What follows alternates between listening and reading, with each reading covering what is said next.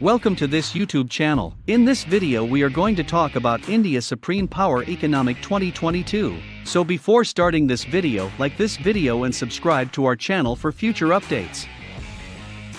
India's GDP is expected to return to pre-COVID levels by the end of 2021 to 22. But some sectors are struggling more than others. The number of unemployed remains high, and private consumption is low. By October 2020, official data confirmed that the Indian economy had gone into a technical recession. But since then, the gross domestic product has been clawing its way back. As such, at the start of 2021, it was hoped that India's growth recovery would start to gather momentum. At that time, the concerns about COVID-19 had also taken a back seat, but a second COVID wave upset all calculations. By October 2020, official data confirmed that the Indian economy had gone into a technical recession. But since then, the gross domestic product has been clawing its way back. As such, at the start of 2021, it was hoped that India's growth recovery would start to gather momentum. At that time, the concerns about COVID-19 had also taken a back seat, but a second COVID wave upset all calculations. Still, by the end of the financial year 2021 to 22, India's GDP is expected to come back to the pre-COVID level. Given the severity of the second COVID wave, that is a matter of relief. The recovery has, however, altered the shape and fabric of the Indian economy. In technical jargon, this is because of a K-shaped recovery. In simple terms, it means that while some sections of the economy have registered a very fast recovery, many are still struggling. The entities that have done well are firms that were already in the formal sector and had the financial wherewithal to survive the repeated lockdowns and disruptions. In fact, many big firms in the formal economy have actually increased their market share during the COVID-19 pandemic, and this has come at the cost of smaller, weaker firms that were mostly in the informal sector. On the face of it, this might appear to be a minor detail, but in India's case, this shift has massive ramifications. That's because almost 90% of all employment in India happens in the informal sector. When the medium, small and micro enterprises, MSMEs, lose out to their counterparts in the formal economy, it results in the same GDP being produced with fewer people and jobs.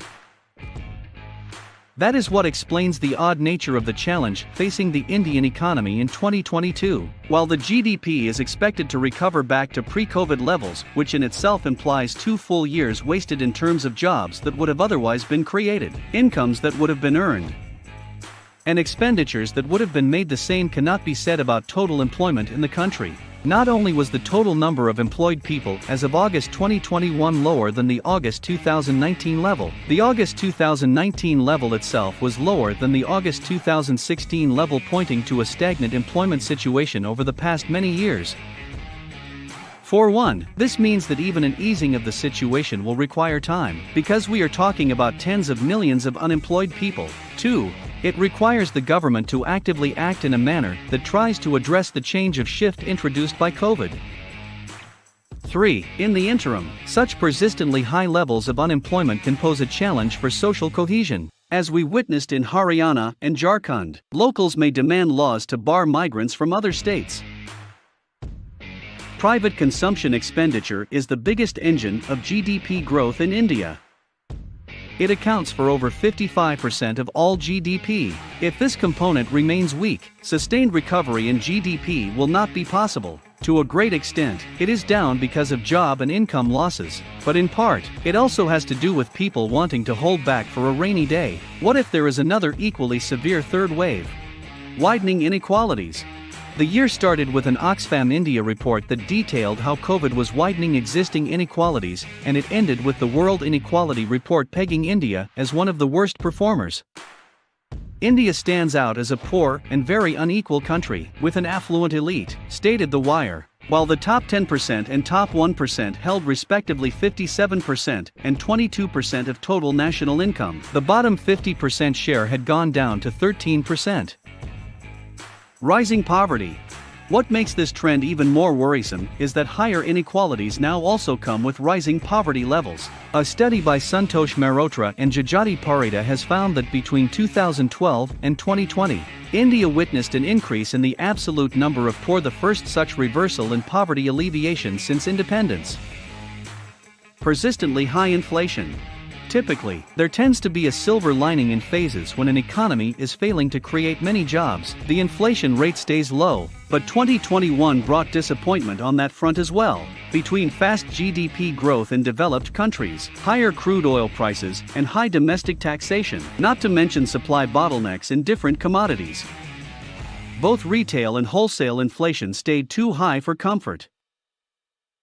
If 2020 was the year when COVID hit India and 2021 was the year when India's economy recovered from that shock, then 2022 should be the year that will provide a snapshot of the economy as it is coming out of the COVID impact. It can then be compared with how the economy was in 2019 to figure out what has changed and what needs policy attention. 5 factors that are likely to play a crucial role in how the economy shapes up in 2022.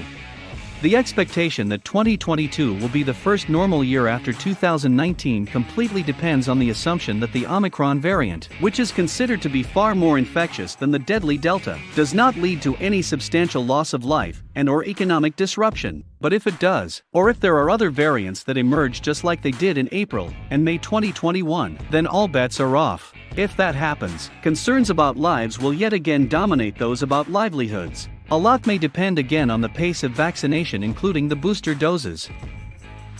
Presuming no new COVID surges, the focus would shift to the union budget, which will be announced on February 1st. In times of such upheaval, the budget is more than just an accounting exercise. The government would be expected to lay out its plan to tackle high unemployment, high inflation, widening inequalities, and rising poverty levels. But a lot depends on how the government sees the economic situation.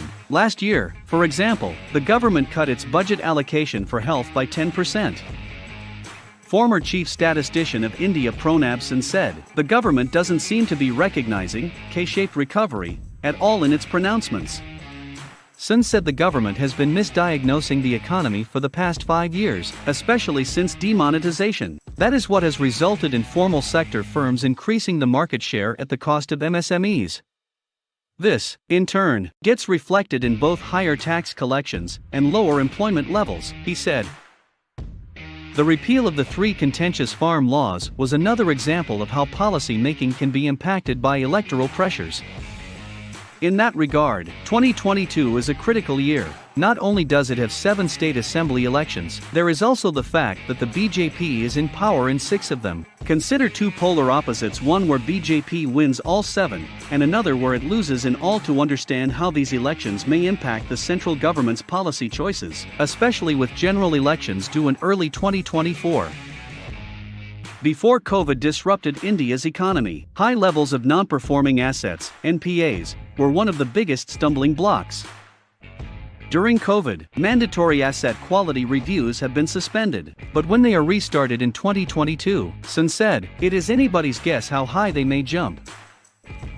Several key central banks, especially the US Fed, have started tightening their monetary policy in light of the high inflation in the developed countries. This, in turn, will force India's RBI to raise interest rates as well. To a great extent, monetary tightening has already happened in India.